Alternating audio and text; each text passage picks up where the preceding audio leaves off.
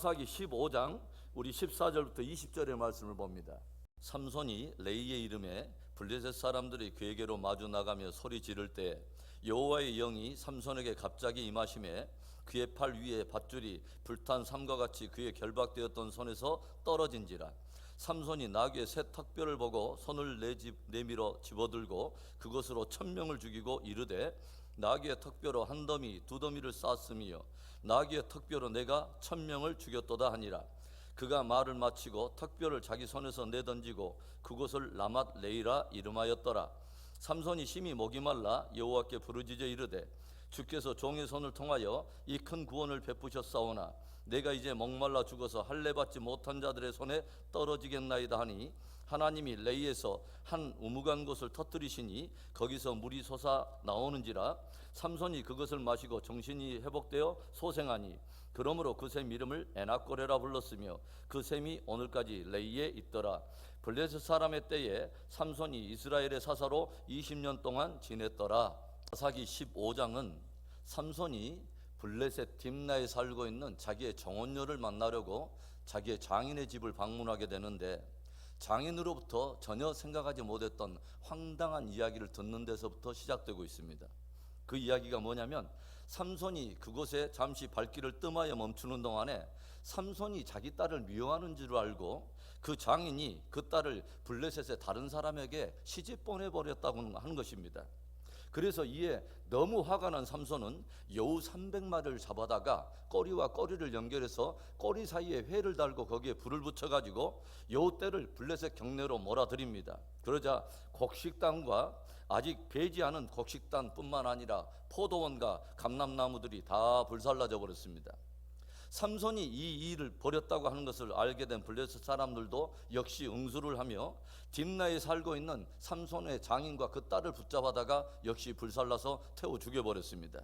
그러자 삼손도 또 닥치는 대로 블레셋 사람들 만나는 사람들마다 정강이와 넓적다리를 쳐서 다 죽이고 유대지파 경내에 있는 에담 바위 틈에 몸을 숨겨서 피하여 머물고 있습니다. 블레셋 사람들이 이제 군사들을 몰고 들어가서 유다 진영에 진을 치고서 삼손이 머물고 있는 바로 그 지역에 포로망을 서서히 좁혀 들어가고 있습니다. 갑작스럽게 블레셋 군사들이 몰아닥치면서 이에 당황한 유다 지파는 왜 당신들이 갑자기 우리 경내에 들어와서 우리를 이렇게 위협하는가 라고 묻는데 블레셋 사람들은 지금까지 삼손이 블레셋 지경에 들어와서 자기들 가운데 행하였던 여러 가지 일들을 다 유다 지파에 들려주면서 그를 붙잡아다가 자기들에게 넘기라고 위협을 가하게 되고 이에 유다 지파도 3000 군사를 데리고 삼손에게 나아가서 결국은 삼손을 포박하여 결국은 블레셋 사람들에게 넘겨주게 되죠. 오늘 말씀은 이런 위기적인 상황 속에서 하나님께서 삼손을 통해서 행하시는 놀라운 일들을 우리가 보게 되죠. 성령이 임하면 어떤 일이 일어나게 되는가, 성령이 임하면 어떤 일이 일어날 수 있는가를 우리에게 보여줍니다.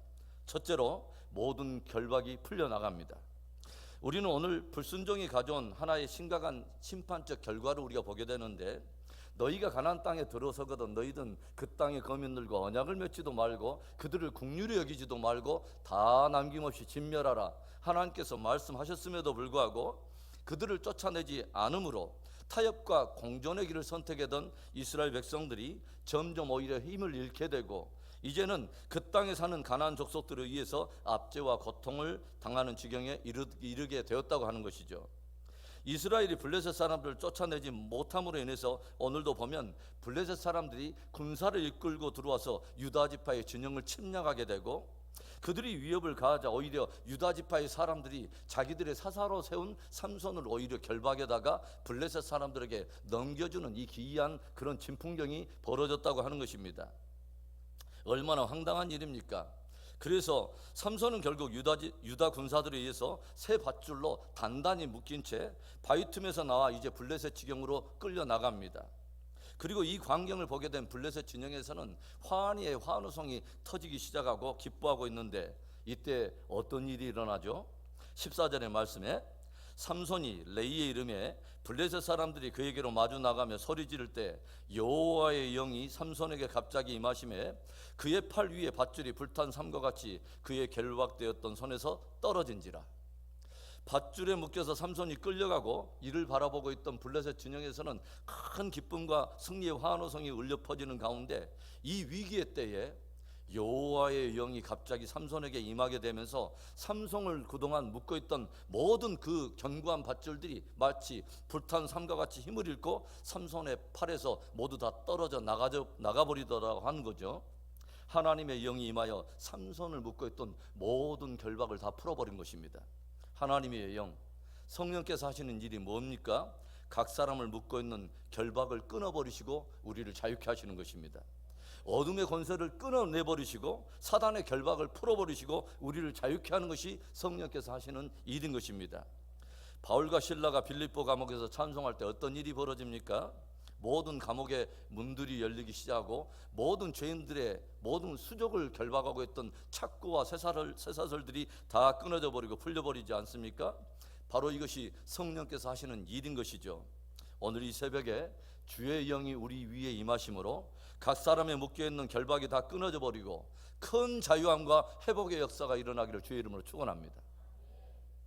성령이 임하시면 어떤 일이 일어나게 될까요? 어떤 일이 일어날 수 있을까요? 둘째로는 능력의 역사가 일어납니다. 묶여있던 밧줄이 끊어지고 삼손이 자유로운 몸이 되었지만 지금 눈앞에는 칼과 창으로 무장하고 있는 블레셋 군사들 수천 명이 그를 둘러싸고서 점점 다가오고 있습니다. 이때 삼손에게 이제 간 말은 나귀의 턱뼈 하나가 눈에 띄게 되고 삼손은 그 나귀의 턱뼈를 손에 집어들었습니다. 칼과 창으로 무장하고 있는 이 블레셋 군사들의 무기에 비해서 너무도 황당하고 무기라고도 말하기도 참 어려운, 참으로 볼품없는 것이었죠. 그런데 어떤 일이 일어나게 되죠? 16절에 이르되 나귀의 턱뼈로 한 더미 두 더미를 쌓았으며 나귀의 턱뼈로 내가 1000명을 죽였도다 하니라. 삼손은 그 나귀 턱뼈로 무려 블레셋 군사들 1000명을 때려 죽인 것입니다. 바로 이것이 성령께서 하시는 일입니다. 성령이 임하면 지극히 작고도 볼품없어 보이는 것을 통해서도 큰 능력의 역사가 풀어진다고 하는 거죠. 우리가 지극히 볼품없어 보이고 지극히 약하지만 성령께서 우리를 붙드시면 우리를 통해서도 하나님의 크신 능력의 역사가 풀어지는 것입니다. 나이 80이 된 모세를 하나님이 붙드시니까 그를 통해서 위대한 출애굽의 역사들이 일어나죠. 십자가 앞에서 주를 부인하고 뿔뿔이 도망해버린 제자들이지만 주의 영이 임하니까 세상이 감당치 못할 능력의 증인들이 되고 땅 끝까지 이르러서 역사의 증인이 되었다고 하는 거죠. 저와 여러분이 늘 하나님께 주목하고 성령의 은혜를 사모해야 될 이유가 바로 여기에 있는 것입니다. 하나님께서 쓰시고자 하면 그 대상이 무엇이든 그 존재가 어떤 사람이든 그런 것은 별로 큰 문제가 되지 않습니다. 왜냐하면 능력의 힘이 큰 것이 어떤 존재나 대상에서 나오는 것이 아니라 오직 하나님께로부터 나오기 때문에 그렇습니다. 그래서 그것이 보리떡 5개든 물고기 2마리든 상관이 없어요.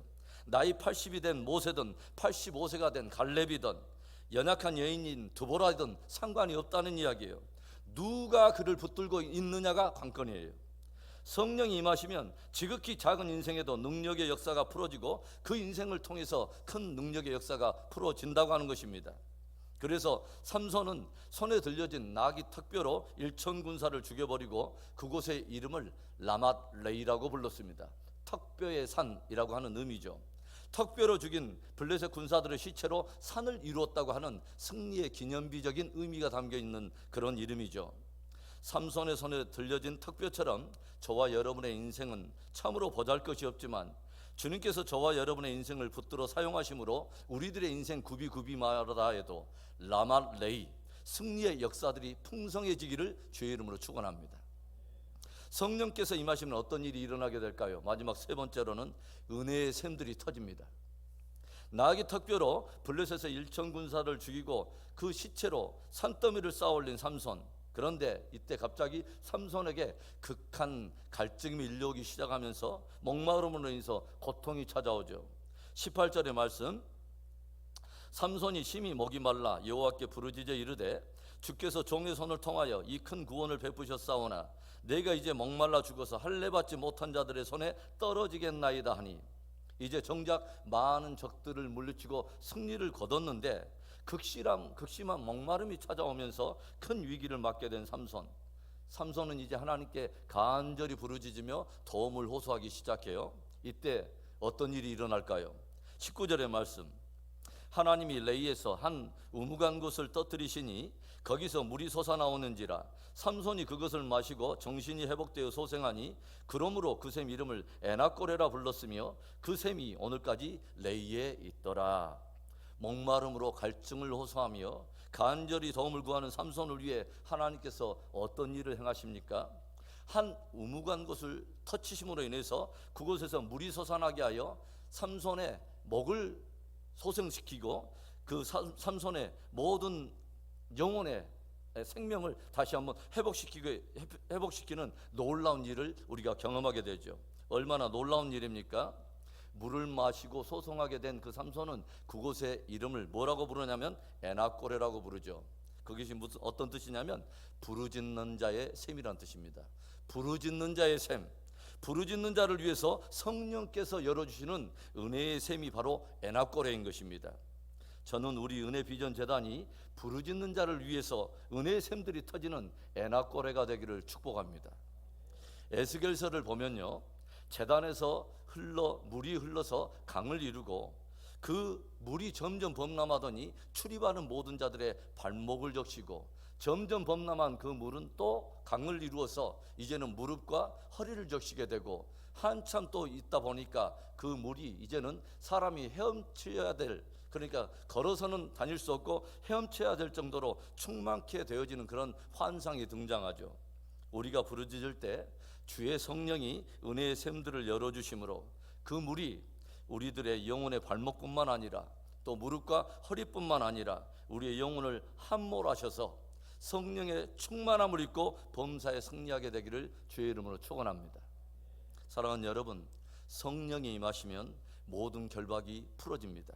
성령이 임하시면 작은 턱뼈에도 하나님의 역사의 능력이 풀어집니다. 성령이 임하시면 은혜의 샘들이 터지고 큰 회복과 또 소송함의 역사들이 일어납니다. 저와 여러분의 삶과 신앙의 승리는 성령 충만에 달려있는 것입니다. 오늘도 성령의 충만함을 입고 삶과 신앙에 승리하게 되는 복된 하루 되기를 주의 이름으로 축원합니다.